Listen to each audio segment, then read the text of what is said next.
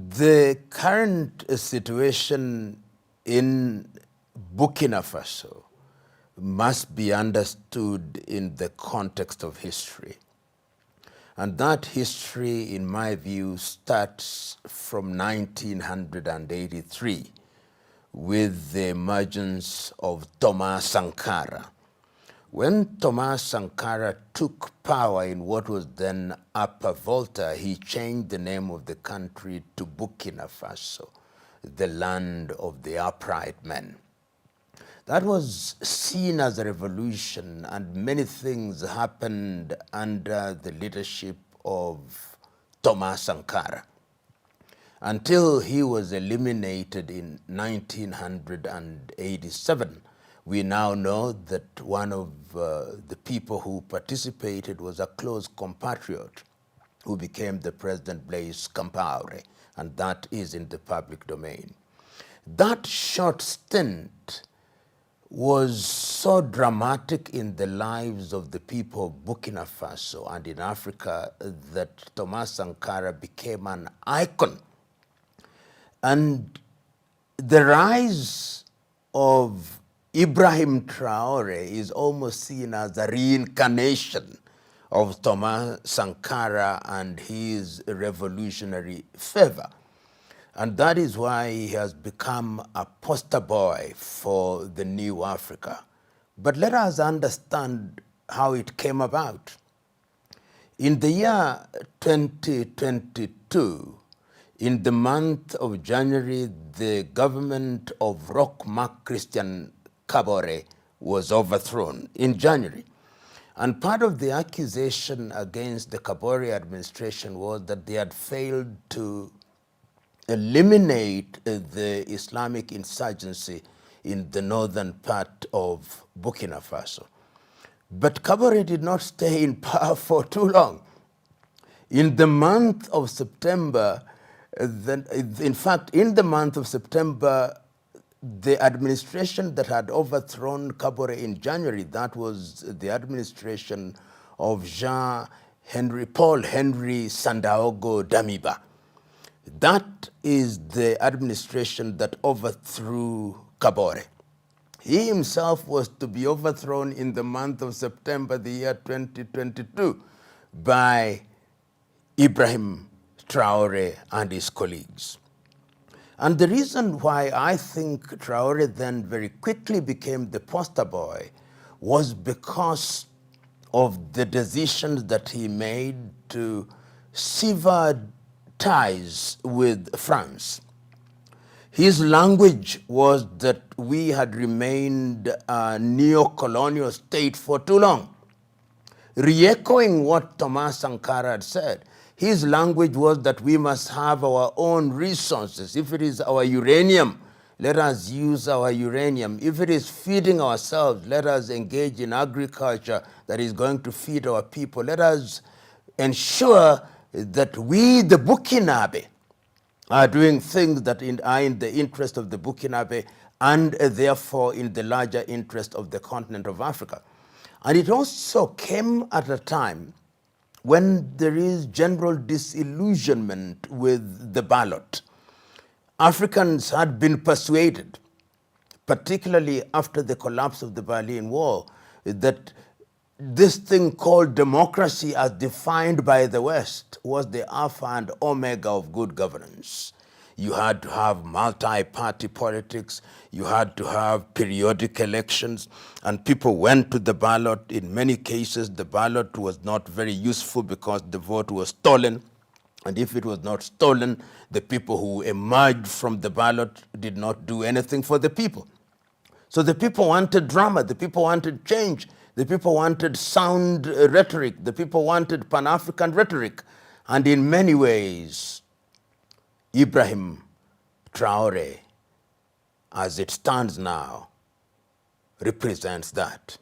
But remember, his administration has only been in power for 3 years. In the life of a nation, that is a very short time. And one may say the beginning is good, but the journey is still long. once again, when one continues that conversation, I want us to remember that in the year 2014, in Malabo, in Equatorial Guinea, African heads of states and government came up with the Malabo Protocol that outlawed unconstitutional changes of power.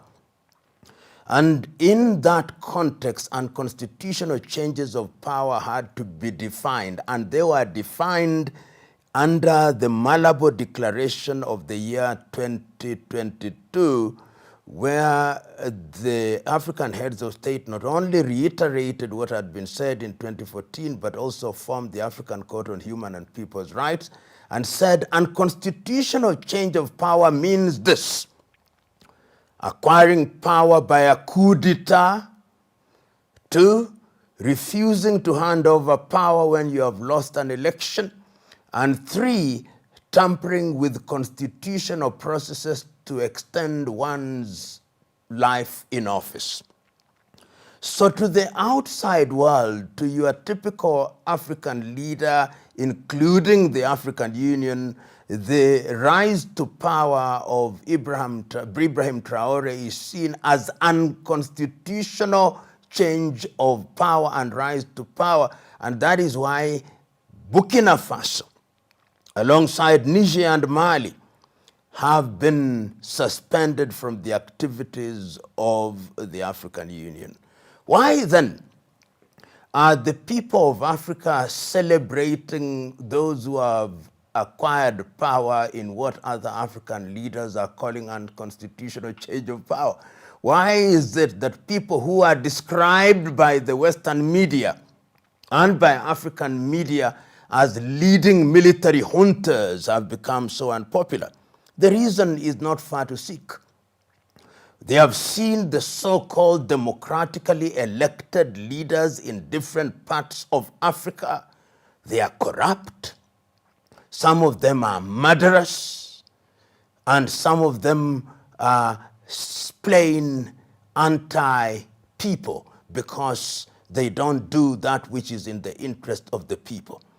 The people of Africa have seen how people who are in power retain and extend their stay in power for unnecessarily long when they are delivering nothing.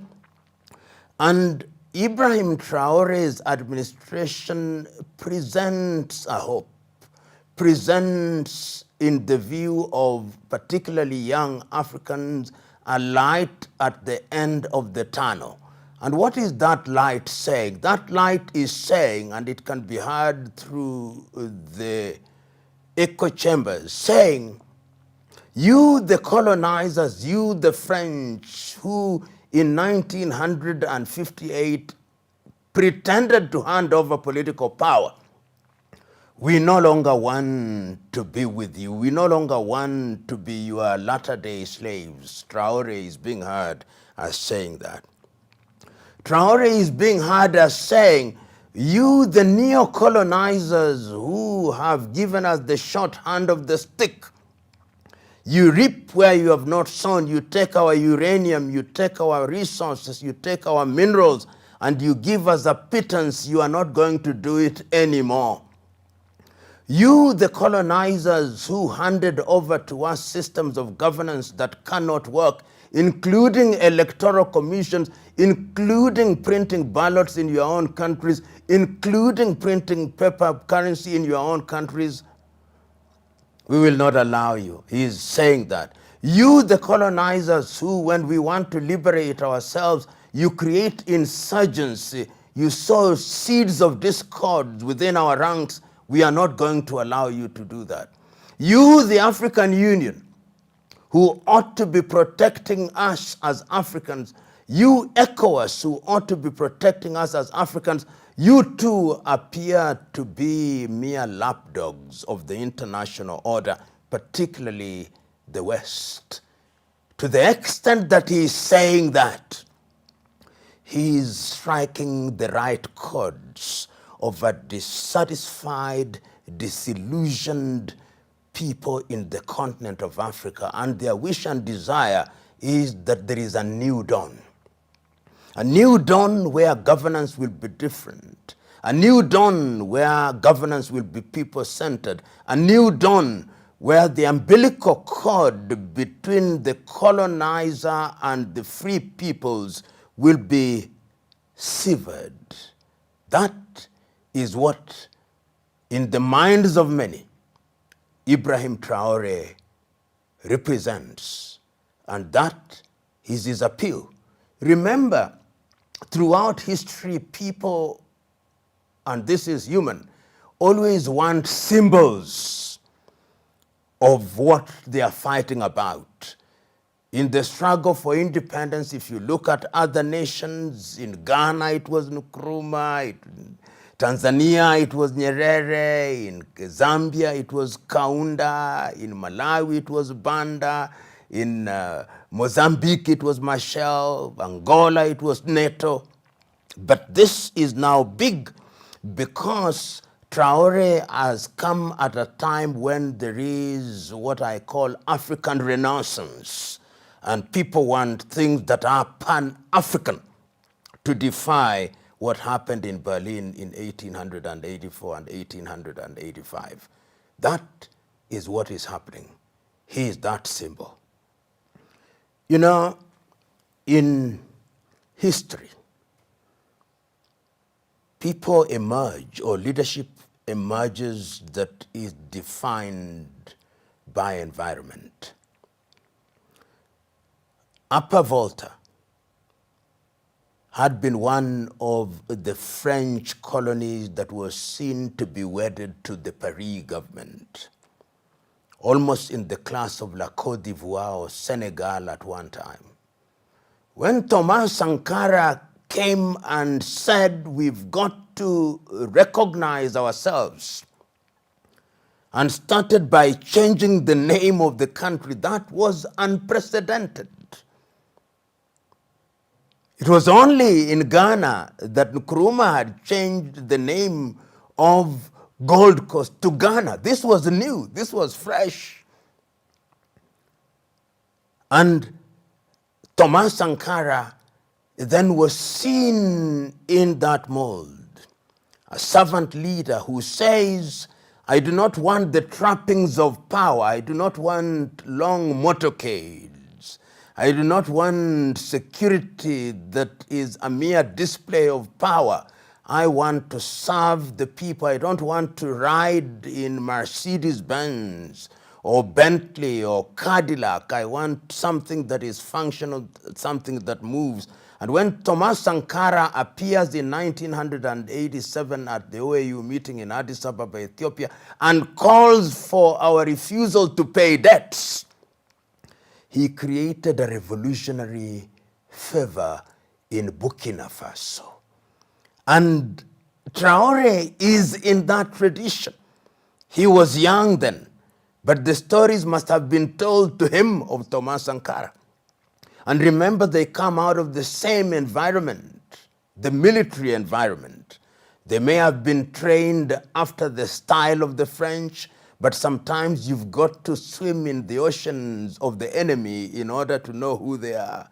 So he grew in that environment, and when therefore he comes and says, we are leading, when he comes and says, we are not going to have the trappings of power to prevent us from working for the people, when he comes and says, my salary is not going to be increased, when he comes and says, I'm not going to be summoned to appear in European capitals, when he comes and says that the IMF and the World Bank are not going to dictate to us what to do, when he comes and says that the mineral companies of the West are not going to tell us what to do, we are going to choose our own friends in the international arena, he is speaking for many people in the continent of Africa. And that is why, for the moment, he remains in the minds and hearts of many people. And the prayer of many is that he does not change. Because power has its own way of changing and corrupting people. The prayer of many who are watching him is that he remains on course, that he remains faithful to the agenda, that he remains faithful to his declared position that he is a people's servant, that is a midwife to deliver for the people of Burkina Faso and to ensure that the quality of their lives is improved. For the moment, he is receiving the best judgment that a leader can expect. He can do no wrong in the minds of many. And the media and social media is populated with a lot of artificial intelligence things which are attributed to him. And they are all positive. That is a statement of the hunger that Africans have for positive messaging. It gives hope. It tells them that it can be done and that it must be done. So in the same way, for those who read the Bible, as Moses stood before his people and said, I'm going to part the Red Seas, Traore is expected to part Red Seas, almost to summon manna from heaven, almost to cause pillars of fire to stand between them and the neo-colonizers. The expectations are great. The situation as it is in the Sahel region must be understood at two levels. Level number one is that it has brought forth a new generation of leaders. And remember, it started in the year 2021 with the coup d'etat in Mali, when Atimi Goita overthrew the administration of Now. When he did that, the rebellion started, and immediately after that, there was the Burkina Faso coup in 2022, and immediately after that, in 2023, there was the coup in Niger. And immediately after that, you saw that they were expelled, and the three countries have moved out of the economic community of West African states and created their own one in the Sahel. And remember that that region is also infested by insurgencies who we think are also manufactured by the former colonizer France. Remember that that region has said we are having one currency. Remember they've said that we are allowing free movement of people. Remember that they are removing tariff and non-tariff barriers. Remember that the French have also ensured that their kin and kith in the West are hostile to those administrations and, of course, by extension, hostile to Burkina Faso. Remember that they were exploiting the uranium. Remember they were exploiting their minerals. Remember that they saw these as satellite states, and it is for that reason why Russia became attractive as a trusted ally. And many in the West sometimes don't understand why Russia is attractive as an alternative to the Western countries. The history is long, but let us cut it short. Russia was not a colonizer. Despite attempts by some Western historians to say that they attempted to colonize in Africa, they did not. So there is no colony of Russia. And even when the Soviet Union existed prior to the collapse of the Soviet Union in 1989, and we use the word Russia as if it was the same as the Soviet Union. At least that is what happened in many parts of Africa. And what did they do? They were seen in the early days to be positive supporters of African initiatives. In Egypt, during the administration of Gamal Abdel Nasser, when the West had refused to build the Aswan High Dam, it is the Russians who came. In Ghana, the Russians were friendly to Kwame Nkrumah, of course, then a Soviet Union.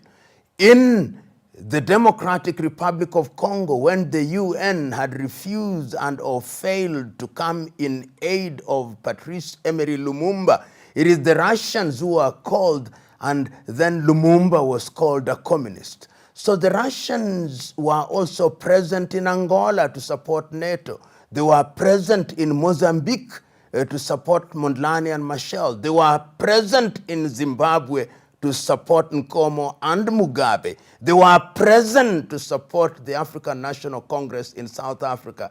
Their presence in Africa has been seen as positive, and they have been seen as a friend who does not want to humiliate and dominate.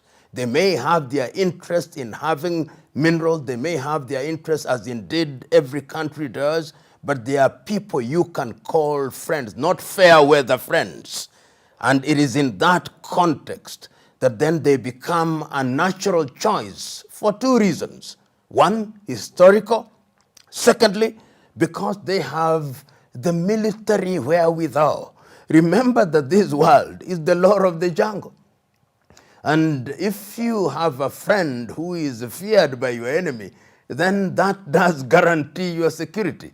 And it's that context, therefore, that you see Russia have become in many ways the protectors of this administration at the request of the administration.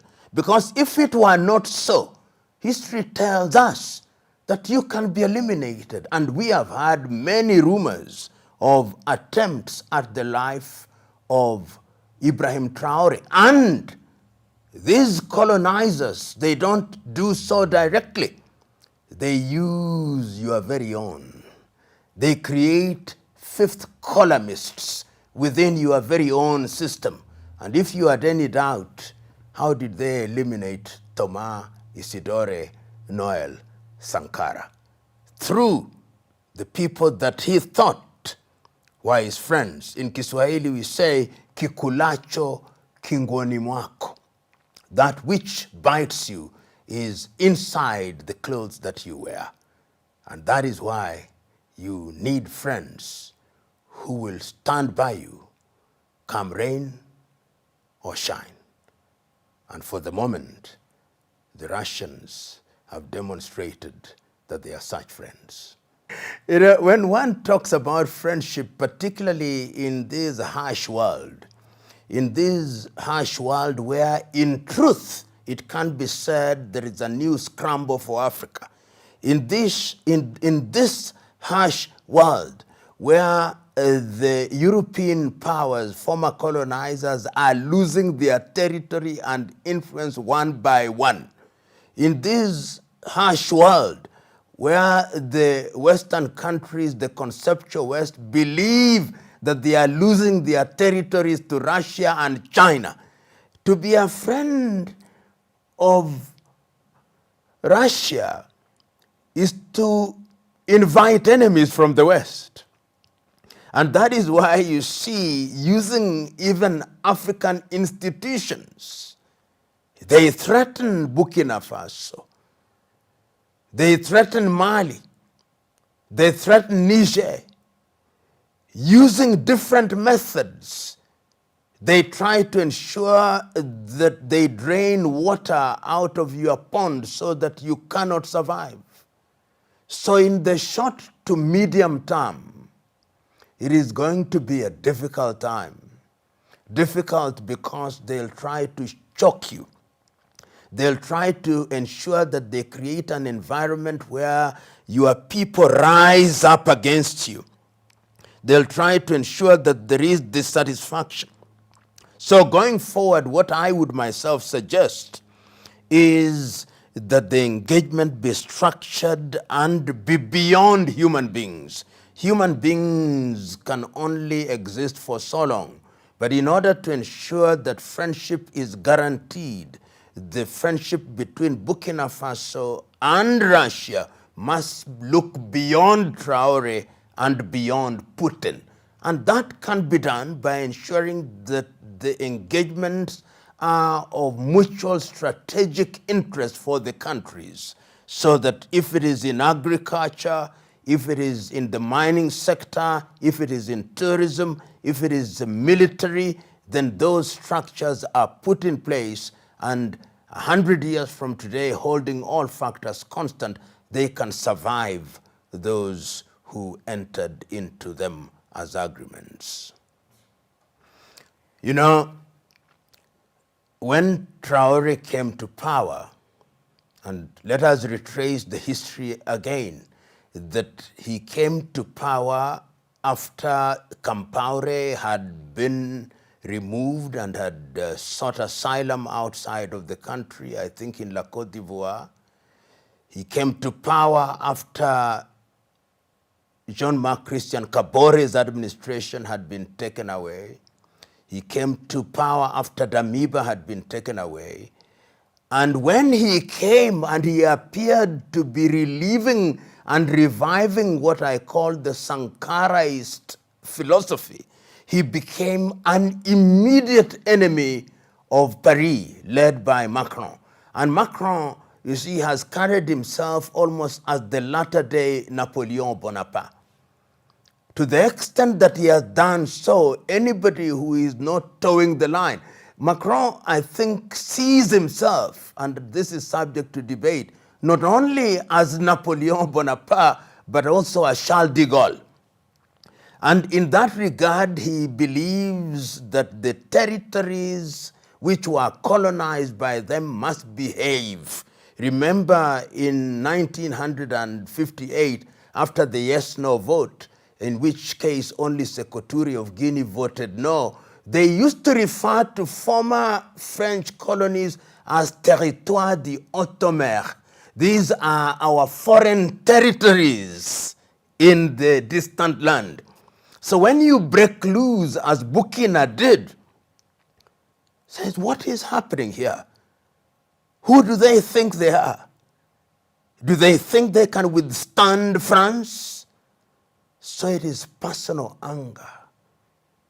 It is ego that has been hurt, and that can be dangerous.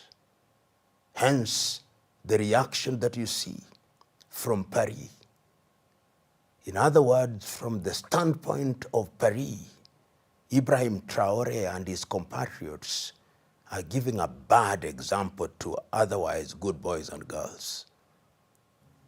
When you look at Traoré and Burkina Faso now, I think there are four categories of people when you look at how they are dealing with the Traoré.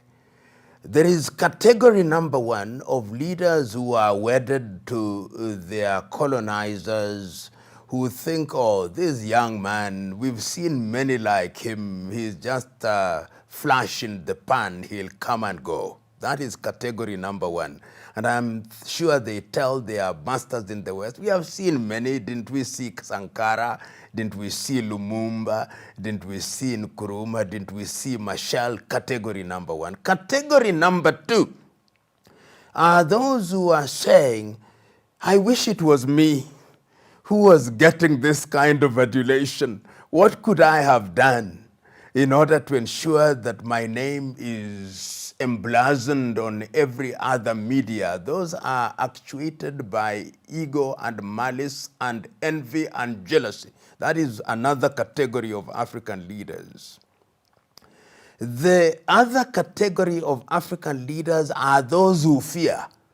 They fear that what this young man and his compatriots are doing is setting a bad example, and I must now look very keenly at what my young men and women in the army are doing. They can't sleep because they fear that they themselves can meet the fate of those who are removed by Traore. So they fear in that regard. Then there is the fourth positive category. They are few and far between.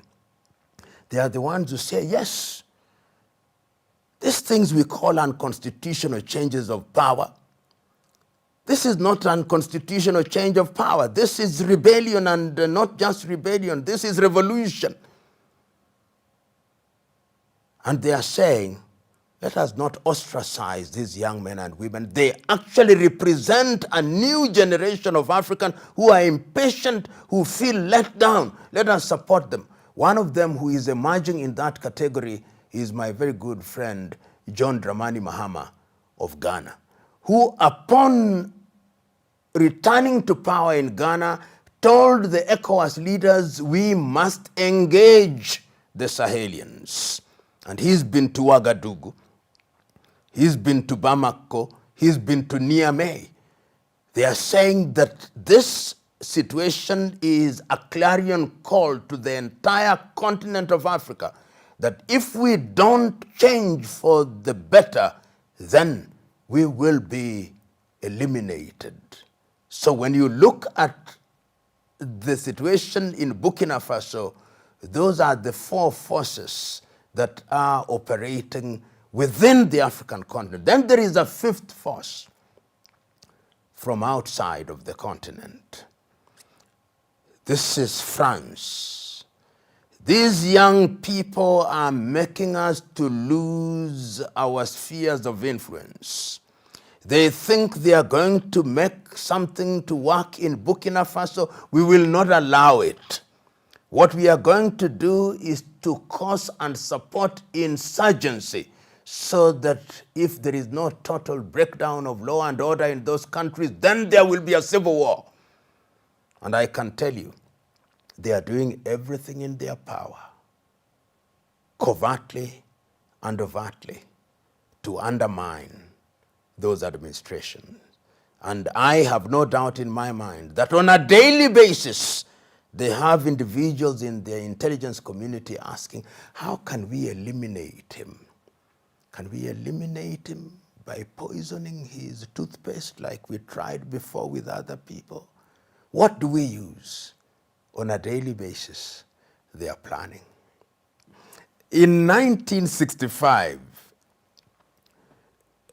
Nkrumah gave an iconic speech. He said that it is the duty of the military to support the government in power and the duty of the military not to be involved in politics. But if it becomes necessary for the military to get involved in politics, it should only be for a short time as justified by necessity, and then they must go back to their military duties. In other words, even the Osagie for Kwame Nkrumah himself, who unfortunately ended up being a victim of a military coup, did appreciate that there may be circumstances in which it can become necessary. In Africa, why is it becoming necessary? It is becoming necessary because those who are in office have perfected the art of sustaining themselves in power by manipulating the ballot. You know, there are 55 African countries, 54 recognized internationally. 40 of those countries print their ballots outside of the continent of Africa. And there is evidence in the cases of some of these countries that ballots are actually pre-marked in favor of certain candidates. So you can wake up all you want very early in the morning. But as was said by one leader many years ago, it is not those who vote that matter, but those who count the votes. So today, you walk across Africa and you hear young people saying, what is the purpose of voting anyway? The result is predetermined. And these individuals, once they get into power, what is their greatest claim to fame? They are thieves, they are liars, they are murderers. So people are becoming helpless. And it is in this context when an enlightened or a group of enlightened individuals in the armed forces then seize power through the barrel of the gun, then they get the people's support, because the people say, we don't like these individuals and therefore we are not going to listen to these individuals who say that power has been seized unconstitutionally. We are going to argue that the end justifies the means. And this is why, therefore, coups are becoming something that are celebrated. That is why there were people dancing in the streets of Niamey. That is why there were people dancing in the streets of Bamako. That's why there were people dancing in the streets of Libreville. That is why there were people dancing in the streets of Ouagadougou. And I'm sure there are many more in different African countries waiting to dance and asking themselves, when will an enlightened group of men and women emerge in our country to save us from the clutches of these megalomaniacs who have succeeded in manipulating the ballot?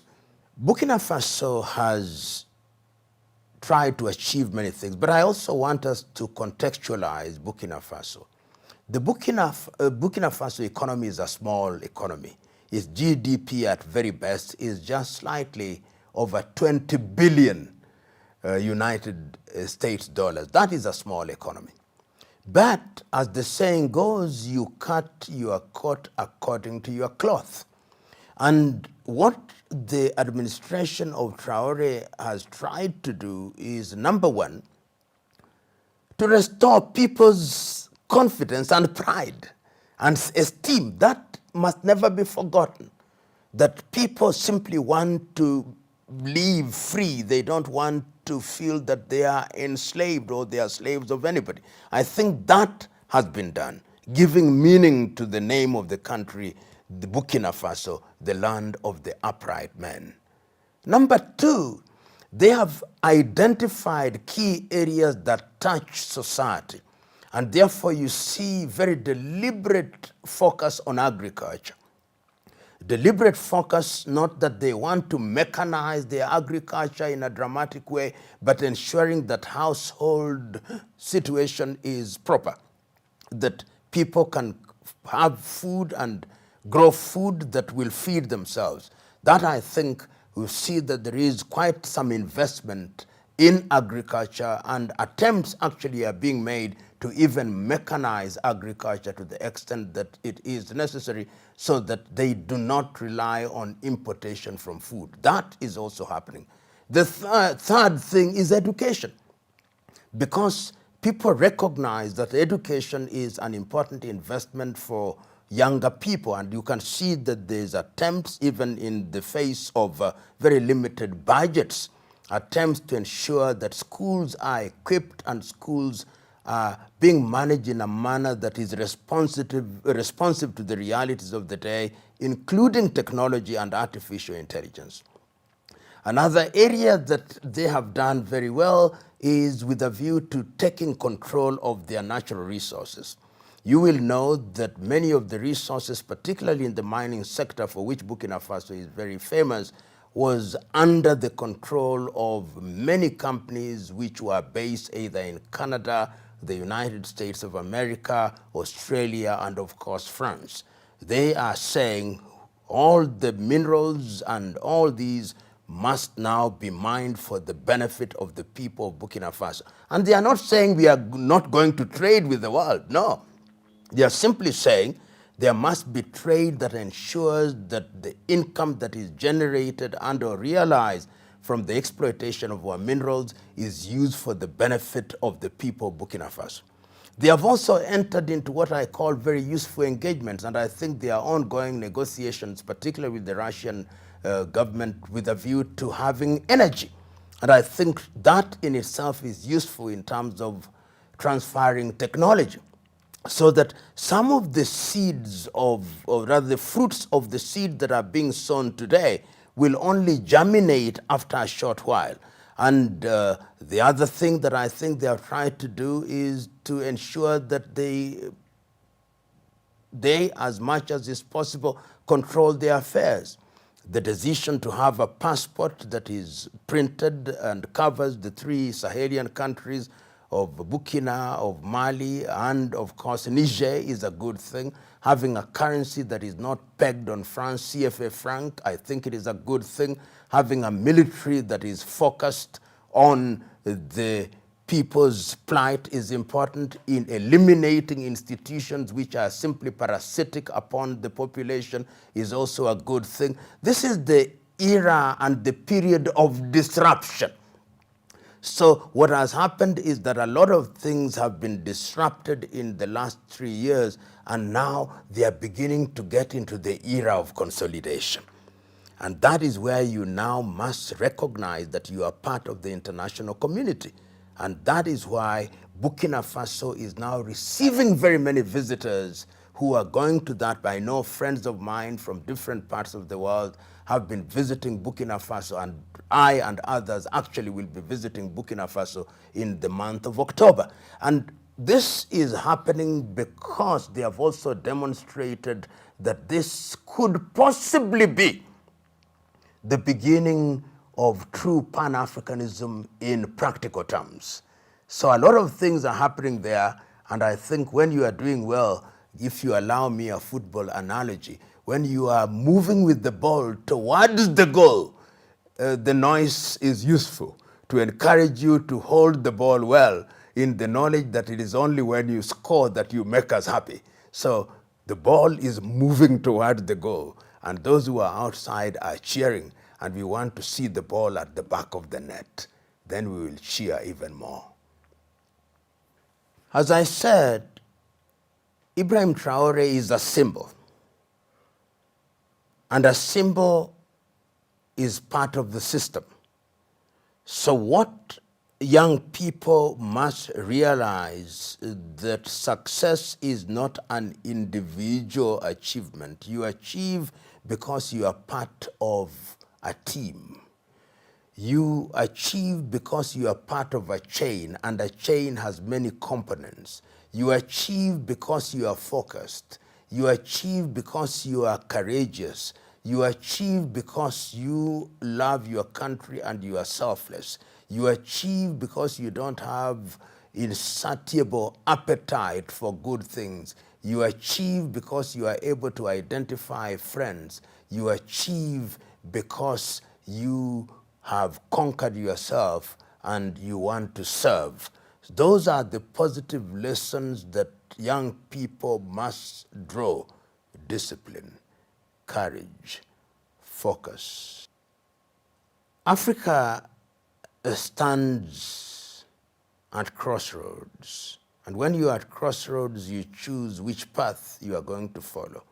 What is happening in Burkina Faso, and by extension in the Sahelian region to include Niger and Mali, is a good thing. A good thing because it is being demonstrated that young Africans can rise above the parapet of mediocrity and begin to shine light in the right direction.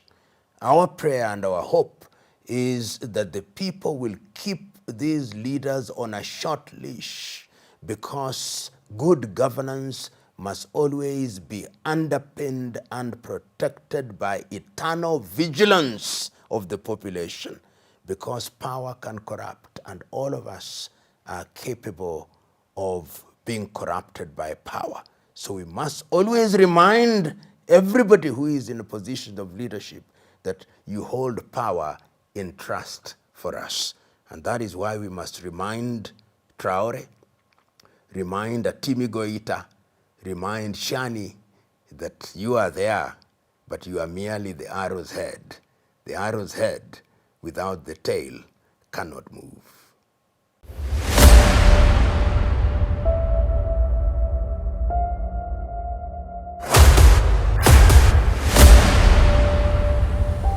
This is the journey to One Africa.